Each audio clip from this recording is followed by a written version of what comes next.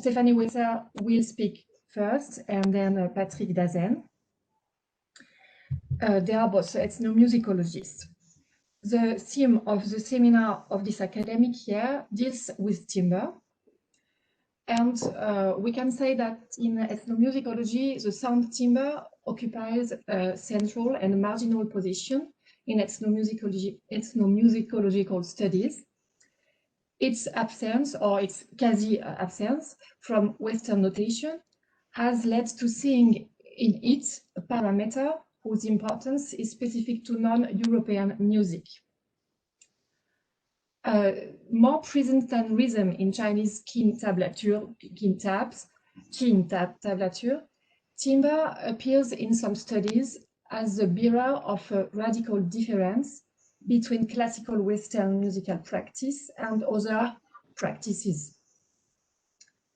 And yet, if the timbre appears in many ethnomusicological works, rare are those who place it at the heart of their investigations.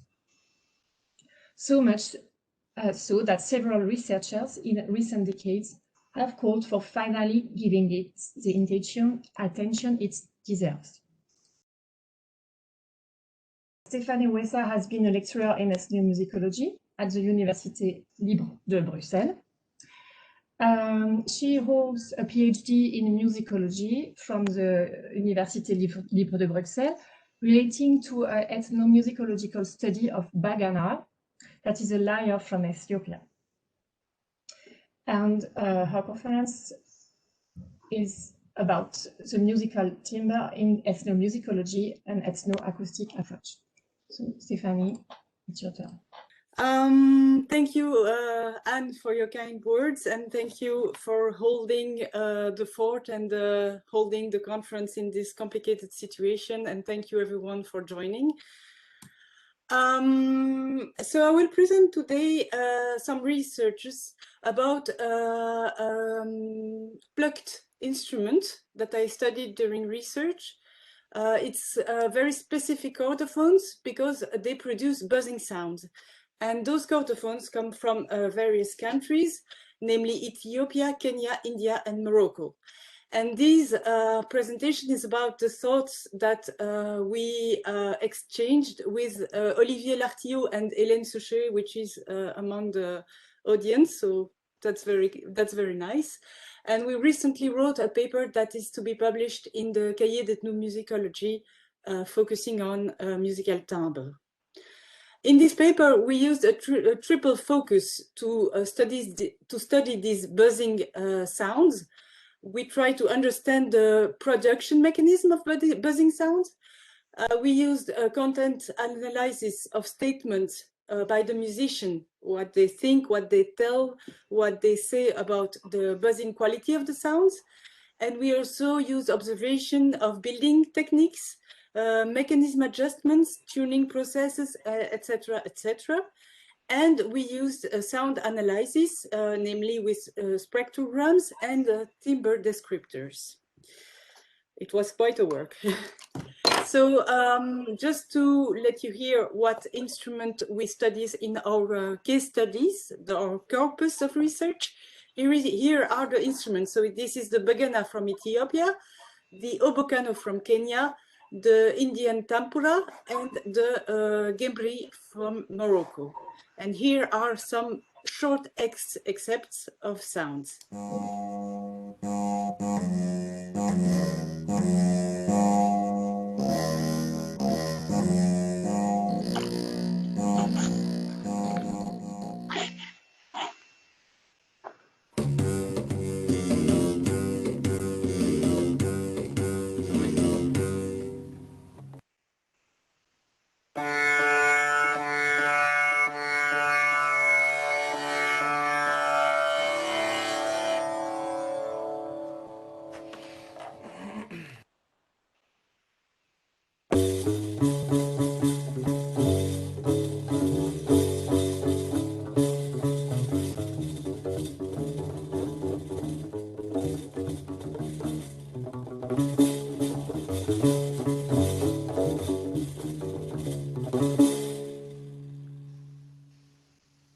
So to understand the production mechanism, we realized that there are actually two different kinds of mechanism. One is vibration modifiers, as you can see here in the Begana, and the other one is mostly a secondary instrument like the rattle you see on the gambri.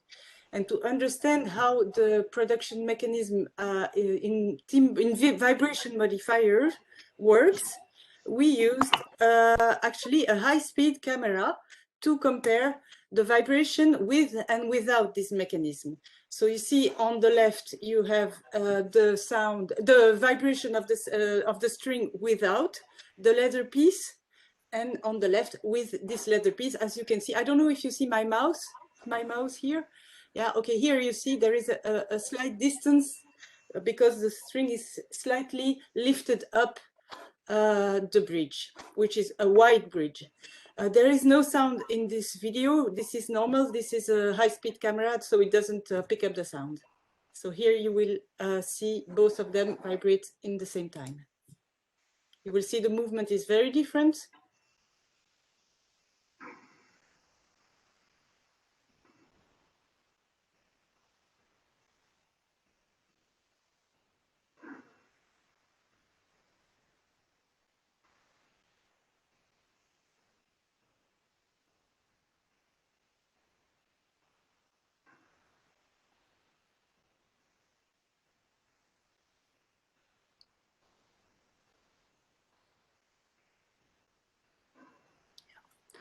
So it's quite obvious that the vibration of the string is modified by the presence of the leather piece, which is just placed between each string and bridge. And we did that for all the instruments of our corpus, which, but for some instruments like the tempura, it didn't work well because the string is too thin, so we cannot see quite well what is happening. But we can assume that the mechanism is quite similar. For the gambri, something different happens, but I don't have much time to present that here. So from that vibration modifier, we can understand why the sound that is produced with and without that mechanism is quite different. Here you can see and hear on the left the sound with the buzz, the leather piece, and on the left without. So what is interesting to see is that you have spectral components up to 20,000 hertz, whether here the limit is 3,000, and you see there is nothing more upper than about 1,500 hertz. This is, don't look at this. This is only the noise, because recording in Addis Ababa was quite difficult to be used, to be a quiet place. So we also analyzed the musical realization. How do the musicians deal with that buzzing quality of the sound? Of course, we noticed as ethnomusicologists that variations sometimes result from unstandardized making techniques and materials. For example, on the bagana, you use leather. Sometimes the leather is quite thick, but with time it scratches, it's crushed a little bit, so it will of course create different sounds. For the obokano of Kenya, you use reeds, which are of course not standardized, and so on and so on. We noticed nevertheless that these variations are sometimes very significant. In the jawari, which is the bridge that you can find in the tampura, the Indian tampura, but also the sitar and other string instruments of India, the curving that is made by a musician and maker of the bridge is carefully made in order to produce a very specific sound, buzzing, much buzzing or less buzzing, because it is related to the stylistic school that the musician is related to, the Gharana. It is also sometimes used, for example, in order to practice specific playing techniques. For example, some musicians adjust their bridge in order to be forced to pluck harder. So it's a good exercise, and so on and so on. So these variations are significant. It's not something that they don't want to use. And also we noticed that there are variations resulting from compromises or arbitration.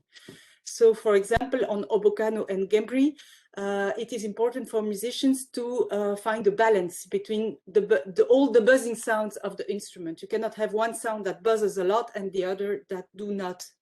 So there is also a balance that can be important within a single sound. As we know, the timbre is closely related to other sound qualities such as loudness, duration, pitch, and sometimes a musician has to arbitrate, to make choices between the buzzing, the duration, the pitch, and so on for each single sound. That is clearly seen in bagana and tambura.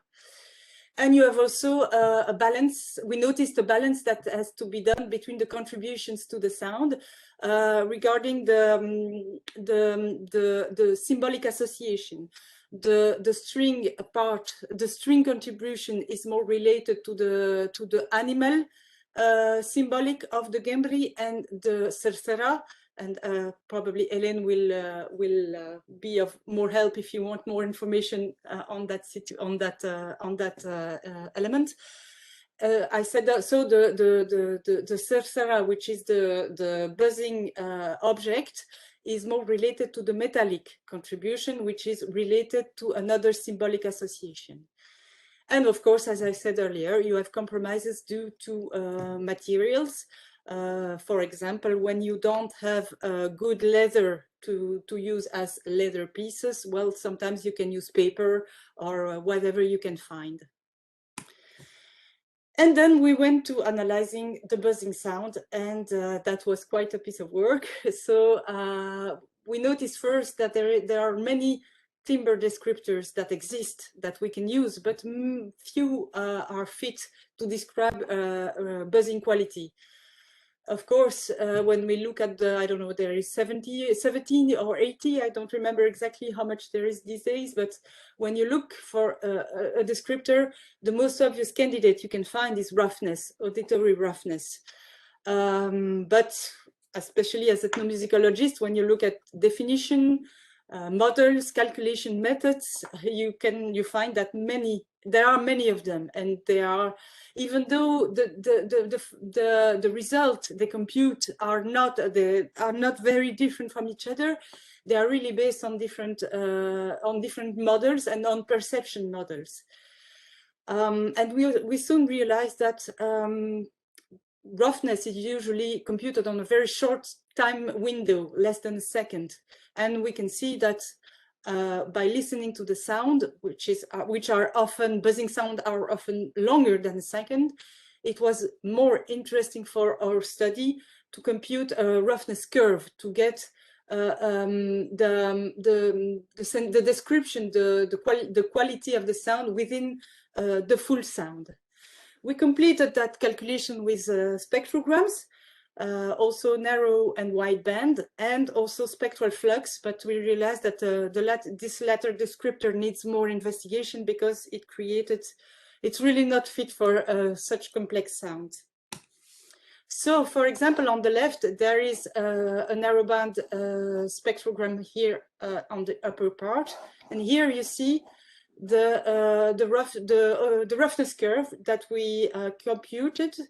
Well, it's Olivier Lartillot really who computed it, but we had to adapt the model because in the existent model we realized that actually the loudness of partial well played had an effect that was giving too much of an impact on the result, and that didn't fit what was for the sound. So,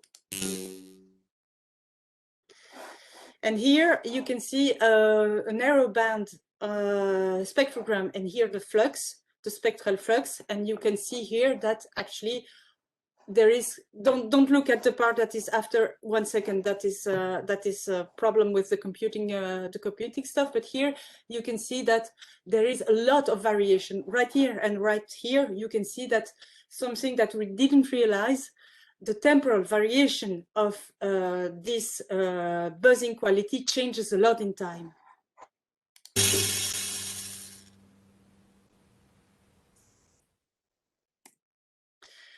we detected another phenomenon that was quite interesting. It's called actually flanging. It's a phenomenon that was discovered in electro-acoustic music, and its interference caused by a delay on different partials of the sound. And we realized by analyzing the sound that this effect, this moiré effect that you see on the spectrogram, is actually really close to a flanging. As you can see right here, it's on 0.67 of the sound. We don't hear it quite well, but we really see it. In the tempura, this also. And you can see the flanging in the lines that you see across and that in the tempura sound, it was noted by several researchers before we do, but they didn't identify it as flanging. They really thought it was romantic quality of the sound. So it seems that the flanging could be a very interesting lead to investigate this phenomenon. We couldn't check, we couldn't verify more in the phenomenon because of the pandemic situation. So we used the low-tech verification. So what I did was just to generate a sound with, I think it was 15 partials pure sound sinusoid sine tone, which were basically fade out and which were delayed from each other by 13 milliseconds. And here you can see you have really that same effect. The sound is really ugly, but so that you hear, it's always nice.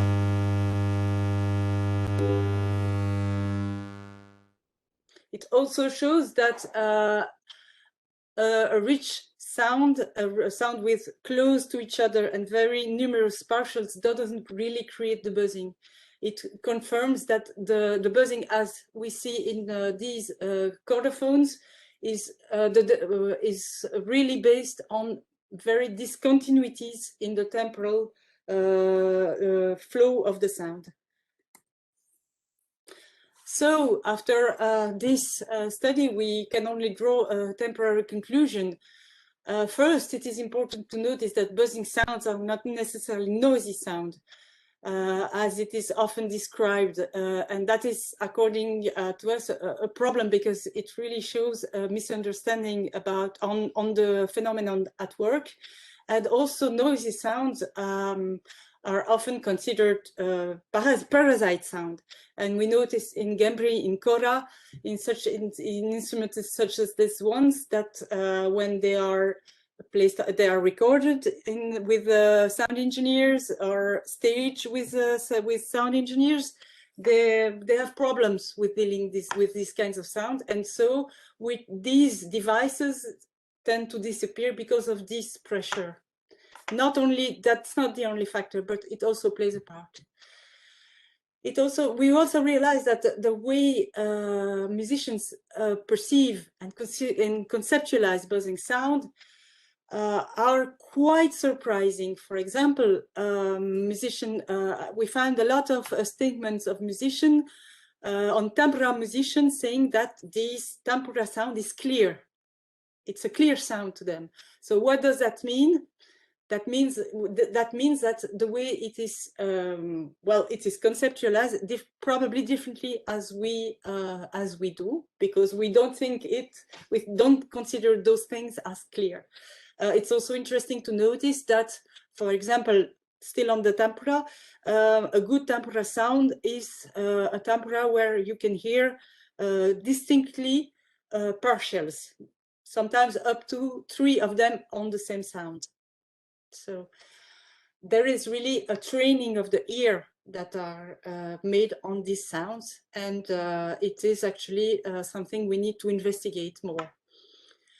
Also, we noticed that auditory roughness is the most frequent descriptor for buzzing sound or out of the ordinary sound, but it is mostly studied with Western listeners and sound and context, and it has a history from Helmholtz, who is the first one who described this effect as negative.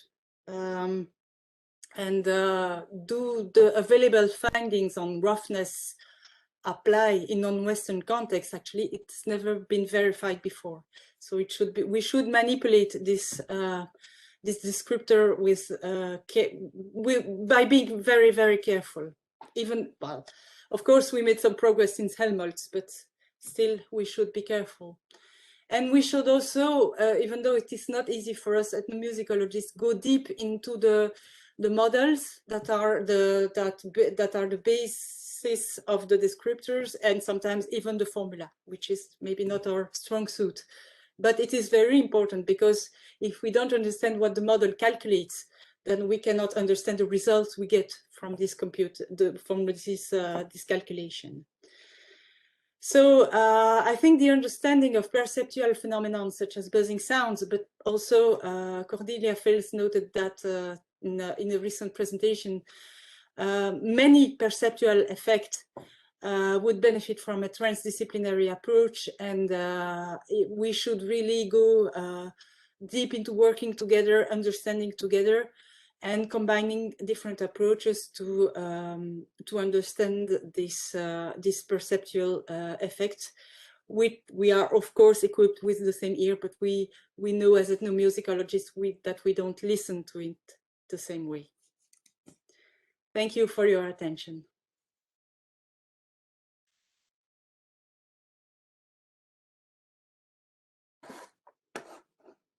Thank you very much, Stéphanie. I think Claudia has a question for you.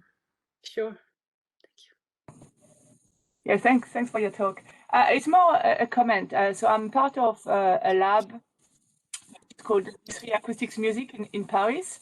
Mm-hmm. Jean-Louis Le Carreau has done quite a lot of work on the mechanical aspect of this this phenomenon. So as soon as you have an extended bridge, you have this happening.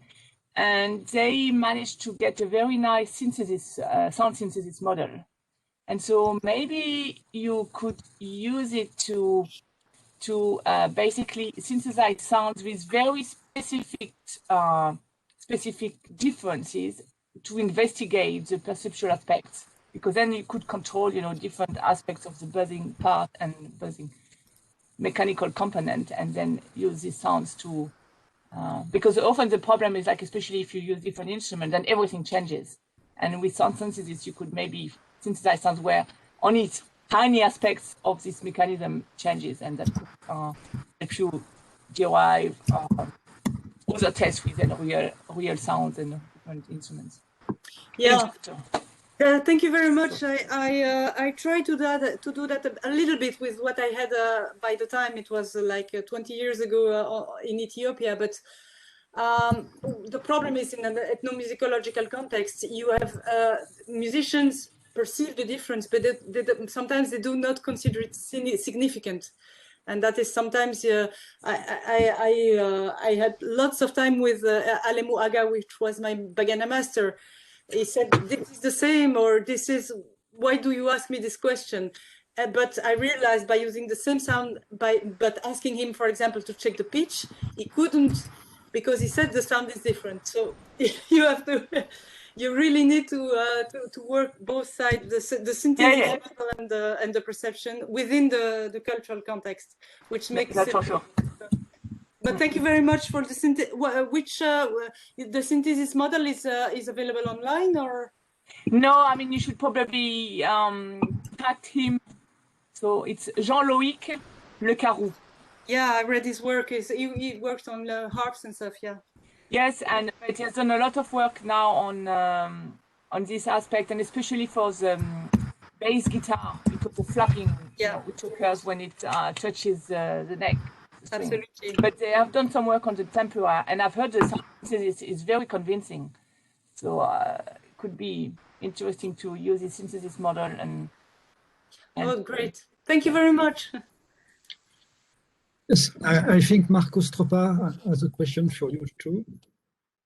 Yes, thank you very much for your presentation. I have a question regarding the high-speed camera recording of the buzzing string, because it seems to me when watching at this that the string that buzzes touches the at a regular speed, which would suggest that the buzzing has a frequency which corresponds to the up and down, going up and down of the string. It's certainly not a noise in the meaning of white noise. It's, some people say noise because it has a large spectrum. So I wonder whether it is known or it was studied whether the buzz frequency has a relationship with, for example, the frequency of the string, or whether it plays any role in the definition of a good buzz. Thank you. Sure, I'll try to answer the best I can. Actually, yeah, the buzzing effect, it's quite surprising. If you look at a spectrogram of a buzzing Bagana sound, you see that the sound is quasi-harmonic. It's becoming quasi-harmonic, but because the fundamental frequency is between 50 and maximum 200 hertz, you get very close quasi-harmonic partials across the spectrum up to 20,000 hertz. So, of course, it's the critical band theory that explains the buzzing. It's our ear that interprets this quasi-harmonic partial as buzz, as actually beating components, but it's actually very, very harmonic. So it's kind of an auditory illusion, if you want. Okay, thank you very much. Did I answer your question? Yes, of course. I just wonder how the because there is the harmonic part also has a relationship with, of course, the fundamental pitch of the string. So I just wonder whether the buzzing speed is tuned to the frequency of the string and so on. Because the buzzing is going so fast and is hitting the string, and FFT cannot catch these details of frequency and time at the same time, and therefore you would not be able to see both of the things. But it's very interesting. Thank you very much. It's very clear. Sure. I have a question. Sure. You spoke about the roughness descriptor. Can you explain how you calculate this descriptor? We used the Vasilakis model, which he developed in 2005, and we made, I think, a slight modification related, yeah, to that's not, well, so Olivier's work mostly, but I'll try to explain the best I can. So basically, we were trying to compare, to compute a value for auditory roughness for a buzzing sound, and basically the sound without the buzzing by taking off the leather. And we realized that those sounds have very different loudness, and we were not sure if the descriptors was picking up the global loudness of the sound or actually the roughness. We tried to normalize, and the results were not really convincing. And we realized that the problem was that the calculation was made on pairs of partial pairs, but according to the loudest of the two partials for each pair. Okay. And then what we use actually to diminish the influence of the global loudness, because sometimes the two partials have very different intensities. Then we used the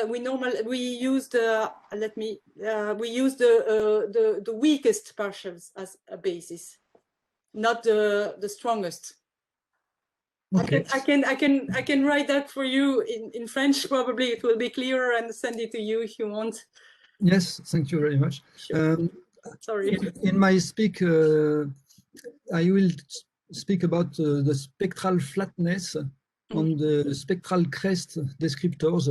And by hearing your sounds, I think that will be descriptors that can be used for explaining some of the characteristics of the sound you have played. Yeah, actually, at the start of the study, we were planning to do a lot of to use a lot of descriptors, but we never get to that point because only the auditory roughness was quite a lot of work to adjust and to understand. So yeah, that's why it's only a temporary conclusion. But thank you very much for the spectral flatness. I will look at it. And the other one was, sorry? special crest. Special crest. Okay. I'm writing this down. Thank you.